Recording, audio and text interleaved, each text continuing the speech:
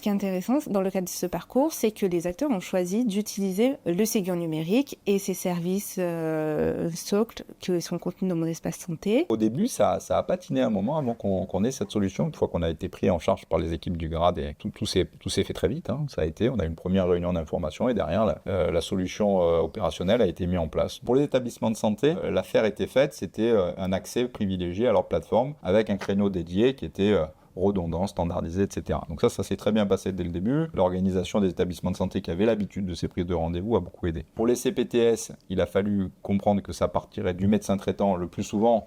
Ça pouvait être une IPA ou une sage-femme, mais 80%, 90% du temps, ça vient du médecin traitant. Donc là, il a fallu un peu travailler, et puis une fois qu'on l'a mis en place, on s'est aperçu que ça ne marchait pas.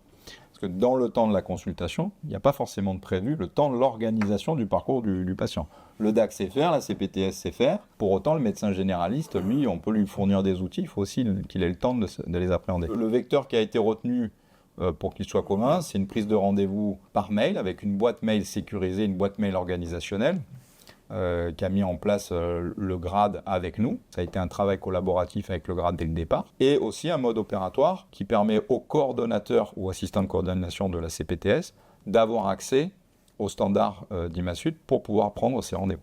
L'avantage, c'est que tout le monde a accès en tant que professionnel à mon espace santé. Les outils du Ségur s'interfacent avec l'ensemble des logiciels métiers de l'écosystème. Donc c'est quelque chose qui est très facile à mettre en place. Le sujet auquel on a été confronté, c'est l'utilisation de la boîte mail. Comme ce sont des données sensibles, on a dû mettre en place une boîte mail sécurisée pour notre structure, pour pouvoir recevoir ces informations de manière sécurisée et pouvoir répondre aux médecins, d'une part, et aux patients de manière sécurisée.